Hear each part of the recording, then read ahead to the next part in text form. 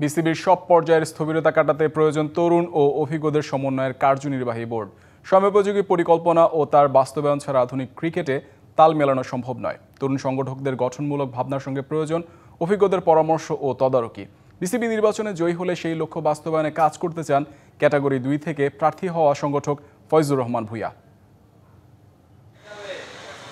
Bangladesh cricket বোর্ডের নির্বাচন এখন ক্রিকেট প্রেমী থেকে শুরু করে সব পর্যায়ের মানুষের আগ্রহের কেন্দ্রবিন্দুতে। ক্যাটাগরি 2 এর 61 কাউন্সিলর ভোট দেবেন 16 প্রার্থীকে, নির্বাচন করবেন 12 পরিচালককে।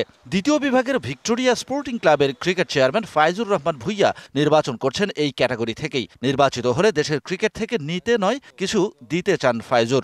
নবীন প্রবীণের সাথে মিশ্রণ একটা ভালো টিম, যারা প্রকৃত খেলোয়াড়দেরকে বের করে এনে আমাদের খেলোয়াড়দের মান উন্নত করার জন্য এবং আমরা যাতে বিশ্বের একটা স্থান দখল করতে পারি এই ক্রিকেট খেলার মাধ্যমে, ওই ধরনের একটা আমি কমিটি চাই।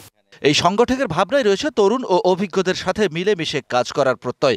এমন কথা বিসিবির অতীত ও বর্তমান কর্তাদের মুখে শোনা গেলেও কখনো দেখা যায়নি প্রতিফলন। ফয়জুর এখানেই হতে চান ব্যতিক্রম। দেশকে কিছু দিতে চাই, দেওয়ার জন্য যতটুকু করা দরকার, পার্টিসিপেট করা দরকার, পার্টিসিপেট করতেছি। যদি যোগ্য মনে করেন আপনারা, যারা আমাদের ভোটার বাইরে আছেন, তাহলে আমরা কন্ট্রিবিউশন রাখতে পারবো।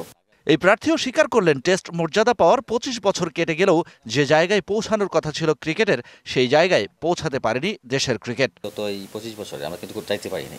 এর মধ্যে কিন্তু দেখেন, আফগানিস্তানের কথা বলা চলে, সামান্য কিছুদিন আগে তারা খেলাতে আসছে, ওটা কিন্তু এখন ওয়ার্ল্ড ফাইট দেয় এবং তারা কিন্তু মোটামুটি একটা জায়গা দখল করে নিয়েছে।